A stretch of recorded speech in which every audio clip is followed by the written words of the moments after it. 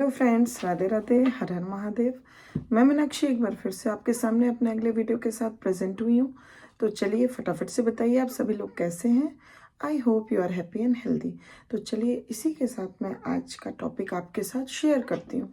जैसा कि पिछले कुछ सेशन से हम एडोलेसेंस पीरियड के बारे में जानकारी ले रहे हैं। एडोलेसेंस के बारे में बहुत सारी जानकारियाँ हमने ली।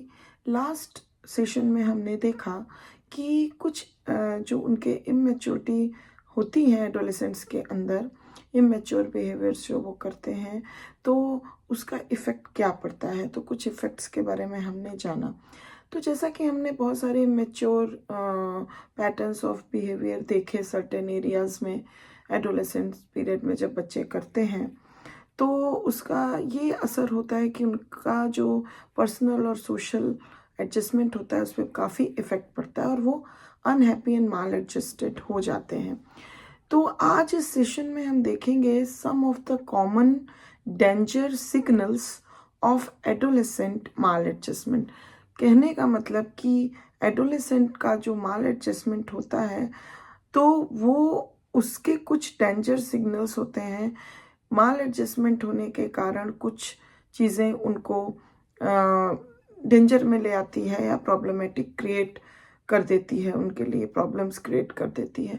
तो आज इस सेशन में हम कुछ ऐसे कॉमन डेंजर सिग्नल्स जानेंगे जो एडोलेसेंट के माल एडजस्टमेंट के वजह से होते हैं, और ये बहुत ही रोचक जानकारी होने वाली है। So please I request you to please be in the session till the end to get the whole information. एक चीज़ और, अगर अभी तक आपने मेरे चैनल को सब्सक्राइब नहीं किया है तो प्लीज़ जल्दी से करिए, जिससे आपको नोटिफिकेशन हर आने वाली इंफॉर्मेटिव वीडियोस का मिल जाए, जिससे आप उसका पूरा फ़ायदा उठा सकते हैं। तो चलिए इसी के साथ let us begin with the session. तो सबसे पहले जब हम बात करते हैं तो that is irresponsibility as shown in neglect of studies. For example, जैसे अगर हम देखें कि इररिस्पॉन्सिबिलिटी जो वो शो करते हैं या फिर निग्लेजेंस शो करते हैं रिगार्डिंग स्टडीज़ को लेके, तो जैसे कि for example in favour of having a good time and winning social approval. तो उनका क्या रहता है कि गुड जो टाइम होता है और विनिंग सोशल अप्रूवल के लिए अगर वो ऐसा चाहते हैं तो they don't have to that irresponsible for the but comes. तो अगर उनको, जैसे हम कह सकते हैं कि सोशल अप्रूवल चाहिए, तो उनको कहीं ना कहीं निग्लेजेंस और रिस्पॉन्सिबिलिटी दिखानी पड़ती है रिगार्डिंग द स्टडीज़। सो जो वो ज़्यादा ध्यान दे पाए सोशल जो भी है अपने एक्सेप्टेंस को लेके, तो ये चीज़ उनको सिग्नलाइज करती हैं। नेक्स्ट अगर हम देखें तो एन ओवरली एग्रेसिव कॉकश्योर एटीट्यूड, जो उनका ओवरली एग्रेसिव और कॉकश्योर एटीट्यूड होता है वो उनको किसी डेंजर में डाल सकता है।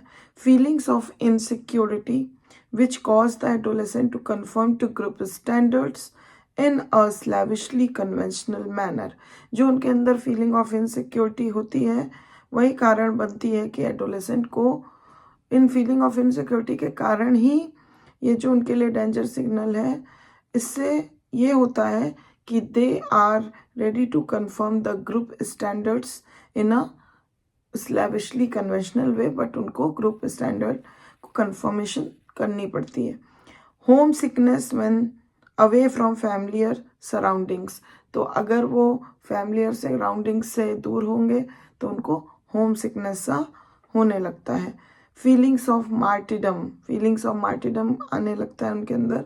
Excessive day dreaming to compensate for lack of satisfaction the adolescence derives from daily life.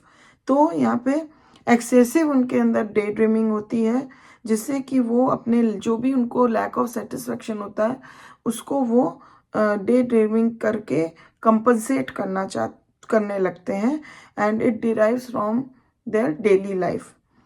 Next, regression to earlier levels of behavior in an attempt to win favor and recognition. तो earlier levels of behavior का regression हो जाता है, जिससे कि वो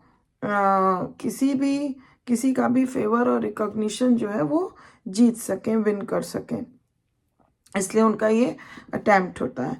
next, use of defence mechanism, वो defence mechanism का भी इस्तेमाल करते हैं, जैसे कि rationalisation, projection, fantasising and displacement.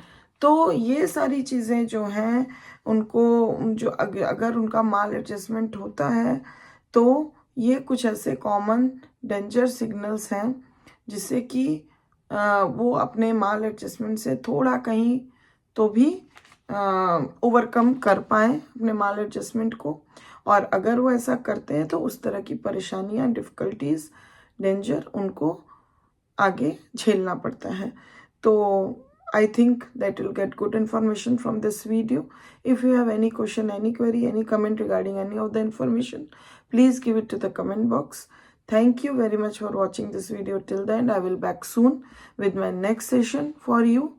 Till then, please take good care of yourself. Bye-bye.